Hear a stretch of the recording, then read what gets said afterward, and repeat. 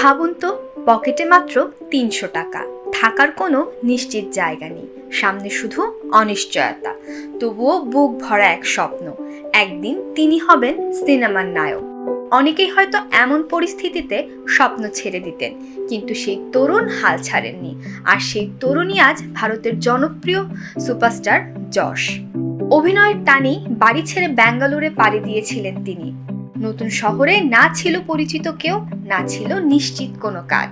অনেক রাত কেটেছে ফুটপাতে, কখনো না খেয়ে দিন পার করতে হয়েছে।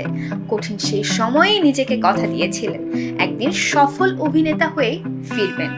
থিয়েটার দিয়ে শুরু, এরপর টেলিভিশনের ছোট ছোট চরিত্র, বছরের পর বছর পরিশ্রমের পর সুযোগ আসে কন্নড় সিনেমায়। আর কেজিএফে রকি ভাই চরিত্রে অভিনয় যেন তার জীবনই বদলে দেয়। মুহূর্তেই তিনি হয়ে ওঠেন কোটি কোটি দর্শকের প্রিয় তারকা। আজ যশ শুধু একজন অভিনেতা নন, সফল প্রযোজকও। টক্সিক ও রামায়ণের মতো বড় বাজেটের ছবিতে কাজ করছেন তিনি। বিলাসবহুল জীবনযাপন করলেও ভোলেননি নিজের সংগ্রামের দিনগুলোকে। যশের গল্প আমাদের মনে করিয়ে দেয়, স্বপ্ন যদি সত্যিই বড় হয়, তাহলে ৩০০ টাকা দিয়েও একদিন ইতিহাস লেখা সম্ভব।